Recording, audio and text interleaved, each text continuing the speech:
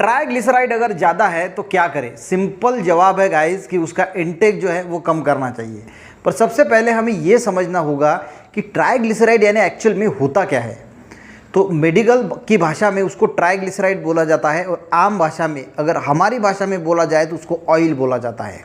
देखिए, जो हमारे घर हम कुकिंग के लिए कोई सा भी ऑयल है, सोयाबीन हो, फल्ली हो, या आप कोई भी ऑयल यूज़ करते हो, उसे ही ट्राइग्लिसराइड ही बोला जाता है। आप 1 ग्राम ऑयल खाओगे, 1 ग्राम ट्राइग्लिसराइड बढ़ेगा। अब होता यह है कि खाने के बाद बॉडी उसे तोड़ती है।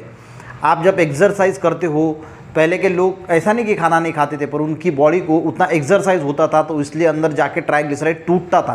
पर आज हमारे को एक्सरसाइज हम करते नहीं, इसकी वजह से जो हम ऑयल खाते हैं उसकी वजह से बहुत ज़्यादा ट्राइग्लिसराइड हमारा बढ़ता है। एक बात ध्यान रखिए, ट्राइग्लिसराइड यानी 100% ऑयल। जितना ज़्यादा ऑयल खाओगे उतना ज़्यादा ट्राइग्लिसराइड बढ़ेगा। तो सबसे पहली बात तो यह है कि अगर आपका ट्राइग्लिसराइड बढ़ा है तो कोई भी ऑयल का जो इंटेक है वो कम कर दीजिए या पूरी तरीके से उसको बैन ही कर दीजिए, ट्राइग्लिसराइड कंट्रोल आ जाएगा। वैसे तो उसकी लिमिट होती है 160 mg/dl, पर 100 के नीचे अगर आता है आपका ट्राइग्लिसराइड तो बहुत ही अच्छा माना जाता है।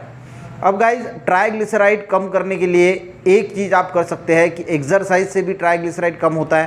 पर जब आप ऑयल जो है वो इसका इंटेक कम कर दोगे, एकदम कम कर दोगे, और उसी के साथ या फिर बैन कर दोगे और उसके साथ फिर एक्सरसाइज करोगे, योगा करोगे, तो आपका ट्राइग्लिसराइड कम करने में बहुत हेल्प होगी।